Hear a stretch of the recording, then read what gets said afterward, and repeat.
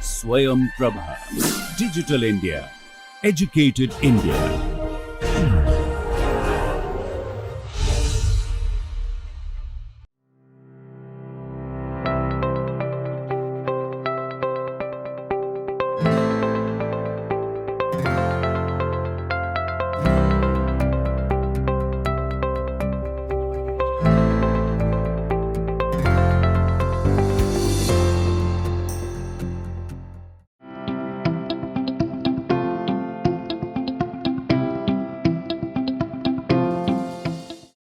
Hello all, welcome to Astrochemistry. So this is tutorial 9. It is also doubling up as lecture 39. So we'll continue with some more problems in astrochemistry and astrophysics. Okay. So today, the first question is, it's going to be a rather lengthy question. It is I'll ask the general question I'm going to be asking is, how do you determine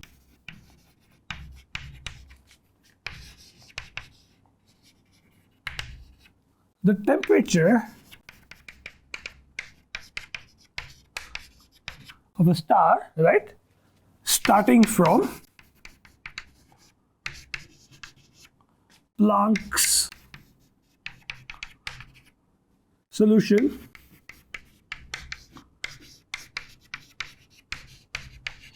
to Blackbody, which we've been abbreviating as BB, right? Blackbody radiation.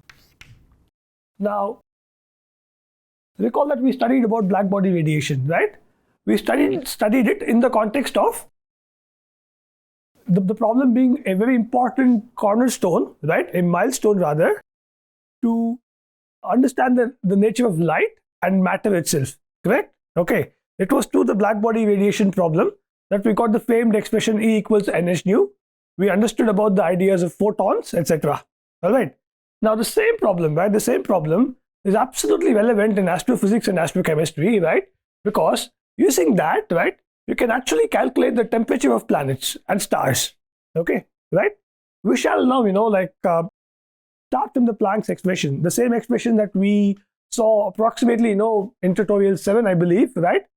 When we were dealing with dimensional analysis. Okay, we'll start with that, and we shall see how beautifully, by working on nothing but fundamental ideas in physics and chemistry, okay, very fundamental ideas of physics and chemistry, we can get information about astral objects, okay, we can get information about the temperatures of stars which are far, far, far away from us. All right, we'll see how this is done.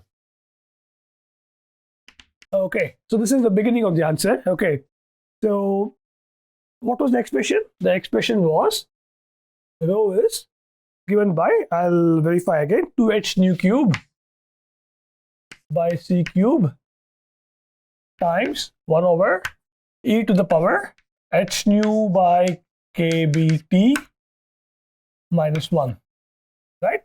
The minus 1 is not in the exponent, okay? It's below over here, right? So this is the expression that we got. Now, starting with this expression, you have to determine the temperature of a star. Now, to begin with, this looks like an absurd process, right? Okay, there is some T here, right? And somehow, we must calculate some T. That is the T for temperature, capital T, right? The symbol for temperature. But how do you even connect? Where do you begin with? Given some expression, how do you do this? All right? To answer this question, right? We shall note, okay, right? We shall note, right, that we shall start noting a very important experimental observation. Okay, the experimental observation is that, see, experimental observation independent of this equation, okay, which is independent of this equation, is that, when you plot your rho versus lambda or nu, that is like wavelength versus frequency, right?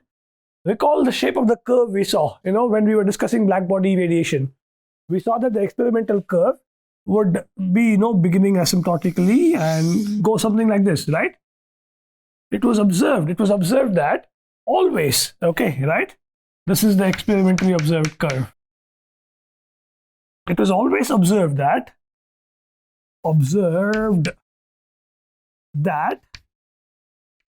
there is always a point. Okay, let me just call this point as point A, right? Yeah, there is always a point when studying black body radiation. There is always a point, right, wherein the nu of the lambda, okay, right, wherein mu reaches a max value, okay, right? In other words, in the curve, right, throughout the curve, this is the maximum value of the frequency, right, corresponding to all rho values, correct? We're talking about this point right here, right, which is a max value. Sorry, not nu, the rho, okay, right? When the rho reaches, the rho is on the y-axis, right? My mistake, okay, I stand corrected, okay, right? It is that there is always a point in this curve where rho reaches a maximum value and then it drops, not nu. Nu is on the x-axis, okay, right? It is the rho. So I'll clarify. The experimental observation, independent of this equation, the Planck's equation that is, was that there is always, always, whenever, like people were working on plotting the rho versus nu or lambda, that for some particular value of nu, right, there would always be a maximum, okay, right? There would always be a maximum value of rho, right?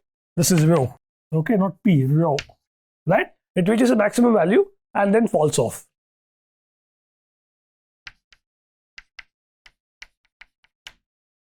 Okay. Please note this clearly. All right. It always falls off. Now, this tells us that, okay, right? This tells us that, from our theory of calculus, right? Like one-dimensional calculus, the applications of derivatives, right? Probably in 11th and 12th for those who have taken math or first year college. It is from this fact we understand that there is always a point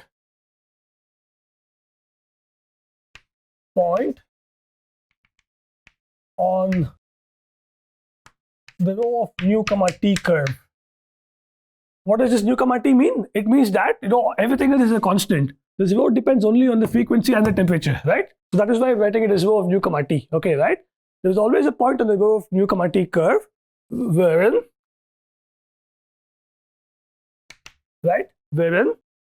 your d rho by d nu is equal to 0, right? Because at this point, the slope of the tangent, right, which is a line parallel to the x-axis, that is going to be 0, correct? And at all points subsequently, right, it is going to fall off. It is going to fall off, and we know that if it's a maximum value, right, at all points, the slope of the tangent is going to be negative. In other words, your d2 rho by d nu 2, right, that is going to be negative, right? So this, right, this specific observation that there is always, a maximum, right, of the rho value and then falls off, right? That is mathematically represented by these statements, okay?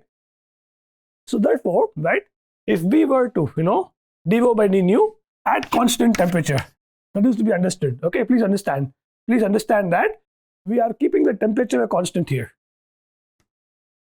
In this expression right here, right, we are keeping the temperature a constant. So more strictly speaking, I should write it as dou rho by dou nu, okay? And so for any given temperature, right,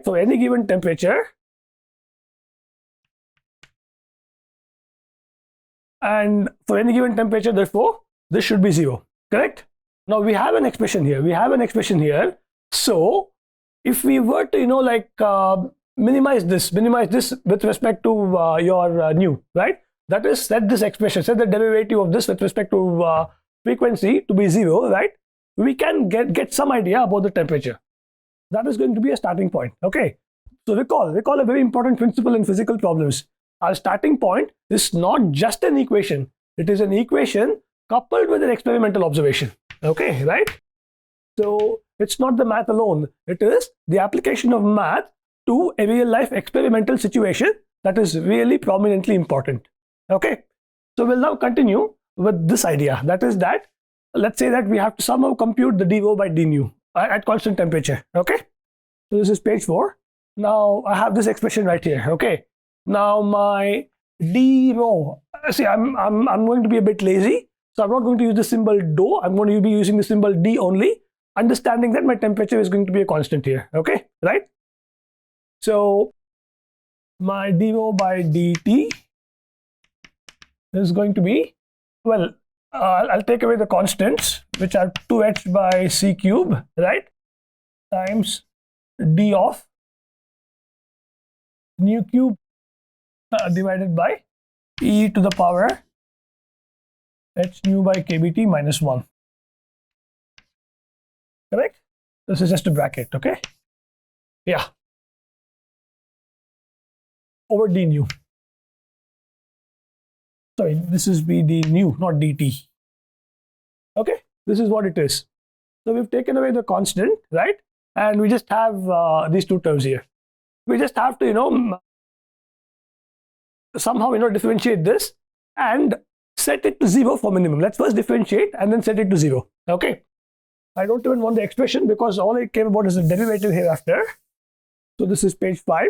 So this is d rho by d nu. I'm just going to expand this. I'm going to use the product rule. I'm going to be writing this as nu cube times 1 by e to the power h nu by kBt minus 1.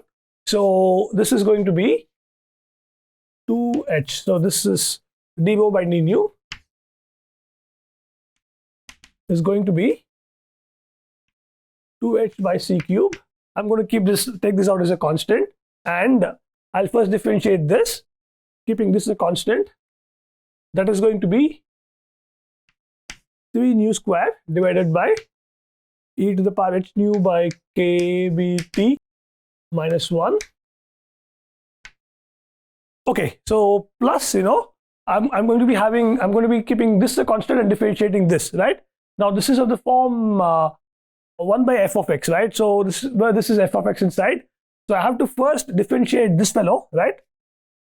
Differentiate this fellow, differentiate the rho with respect to this fellow, and I'm going to be using a function of a function type rule here. Okay, so by using that, what I'm going to be getting is minus. I'm going to be starting this here. Okay, so first I have to differentiate. Nu cube is a constant, and I have to differentiate over here, right? So this is going to be minus nu cube. Wait, I'm adding here. Okay, nu cube by e to the power h nu over kBt minus 1 the whole square, because it's in the denominator, right? So this is differentiated this way, times the constant terms are h by kBt, right, times h by kBt, and I have to differentiate this, the constant is taken out, times e to the power h nu by kBt. Kb times t, right? Is that clear? I'll just double check whether my expression is correct or wrong. So h by kBt times, yeah, because this is just a constant. Okay, now what do we need to do? So this is term 1, okay, right? This is like nothing but this is equal to 2h by c cube times T1 minus T2. I'll just put small t because temperature is used for, but T1 is term 1. Term 1 corresponds to this and term 2 corresponds to this. So you may verify the math, okay? You may verify the math. I've looked at the expression in the textbook. It seems to be okay, right? All right. So having done this, we need to set this to 0. Why do we set this to 0? We set this to 0 in order to, okay, we set this to 0, right? In order to ensure that we are actually talking about the maximum point, that is a turning point, wherein, the slope of the tangent becomes 0, okay, right? So this has to be equated to 0, right? So what happens, when we actually separate out the terms, we will eventually be getting the following.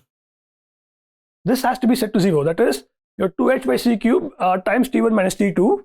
This is 0, right, for max rho, right? For a maximum value of rho with respect to nu, right, we set this term to 0, all right? Now, once we set this term to 0 and we segregate, the common terms, I leave it to you as a homework to get the exact expression. What we shall be getting is 3 nu square times, 1 by e to the power h nu by kbt, right? That is equal to, it's just simply taking this here, nu cube divided by e to the power there's a minus 1 here, e to the power h nu by kbt minus 1, noting that the minus 1 is always down, okay, not an exponent, okay, right? That times, there's a square also here, there's a square here, so that should be here, and times the h by kbt, times h by kbt, and this thing is also going to be there, times e to the power h nu by kbt. What we've done is, we've simply, this is the whole of this is equal to 0, right? This cannot be equal to 0. This is of the product form, 2h by c cube times t1 minus t2. The whole of this is equal to 0. This cannot be 0. This cannot be 0 because 2 is not 0, h is not 0, and c is also not 0, which means t1 is equal to t2, right? So my t1 is equal to t2, and from this expression, right? From this expression, I cancel out, like whatever I can. So this goes away, and then this goes away, correct? And so what I get is a very interesting term. What I get is, from here, I get that 3 times e to the power h nu by kbt minus 1, right? That is equal to h nu by kbt, right? H nu by kbt times e to the power h nu by kbt, correct? This is what I get. I cancel out, the frequencies. One of them get cancelled out. There's a to the square, the 1 by e to the power h nu by kbt minus 1 is multiplied 2 times here. So one of them get cancelled out. So this is what I get. Okay. We've now, gotten to some form of an equation. Okay, right? Now we should, let's see what we can do. To simplify this equation, to simplify this particular equation, let me call, let's say, right, your e to the power h nu by kbt, right? Let's call it as e to the power u. That is basically, we're calling this as u, h nu by kbt as u. Now, therefore, this expression is going to become, 3 times e to the power u minus 1 is equal to u times e to the power u, right? Please note this equation. Okay, let me just call this expression u, right? What did we get? After doing not much, but that's 2 steps of calculus, but then because it had several different terms, it looks like we have filled the board with a bunch of equations, but it's just 2 steps. Okay, right? We get this expression, 3 times e to the power u minus 1 as u e to the power u. Now, let's manipulate this equation u further. Recall that my u is going to be h nu by kbt. Okay, so we have this expression u here, right? And we can further modify this in the following way. We can modify it such that we just take all the e to the power u terms together, and so this expression becomes e to the power u is equal to 3 to the power u minus u e to the power u. So then this can cancel. So this is going to be 3 divided by 3 minus u. Correct? Let's call this expression u dash. Now, what did we do? All along, we started off by with the Planck expression. We just set the derivative, the first derivative, to be 0, right? dO by d nu to be 0 at constant temperature, and by simply using a simpler term denoting this h nu by kbt collectively as u, right? We ended up with this equation. But what do we do with this equation? Correct? What's the overall objective? The overall objective is to try to find out the temperature of a star, and we are not even close, right? And this equation looks menacing. It is not easy to be solving. It is not easy to be solved, right? I mean, there is a linear term here. There's an exponential term here. How do we go about this? Now, this is where there are some very interesting mathematical tricks. Okay, now there is an elegant way of solving the problem, but that requires a bit more of mathematical knowledge. Okay, that is done through what is called as Lambert's W functions. That's a much more elegant and general way of solving this problem, but we're not going to be solving it that way because I haven't taught you much math in this course, right? It would rather than become a mathematical physics type course. So to avoid that, to keep our discussion to astrochemistry, right? I'll tell you how to approach solving these equations. Okay. Now, the very first observation, right? The very first observation as you look at this equation is that what is U? U is nothing but h nu over kBt, right? Now, if U is h nu by kBt, so U h nu by kBt, right? Now, this is U and this is nu, okay? This is U and this is nu. Both look similar, right? Especially with my handwriting, okay, right? So this is U equals h nu by kBt, all right? Now, see, h is a positive number, kb is a positive number. The absolute temperature can also only be 0. This is based on physics, okay? Not based on mathematics, okay, right? And your nu also, the way we define nu in our study of waves, right? Or in wave particles, nu is also always a positive number, okay? So we know that u always has to be greater than 0, right? Physically. That's the first point. We are trying to recall where we are at. We're trying to solve this equation and we don't know any explicit way of solving it, right? So, we're just pondering. We're pondering as to how to solve this equation. And we observe that, okay, this equation, after all, it's not an equation taken in isolation. It's an equation which is taken in the context of this astrochemistry problem, correct? And so, based on this problem, we understand that my nu can only be always positive because frequency is only defined in the positive sense, correct? So therefore, u is also greater than 0. Therefore, already I can ignore all possible solutions wherein like you are negative, right? So I've already neglected so infinitely many solutions. That's point number one. The next thing to note is you look at this equation very carefully. Okay, when you look at this equation carefully, you notice that something really funky happens when u is 3. What happens when u is 3? Okay, see, there's a 3 here, there's a 3. Okay, right? So why not? So 3 seems to be something relevant to this equation. So just by looking at this equation and noting that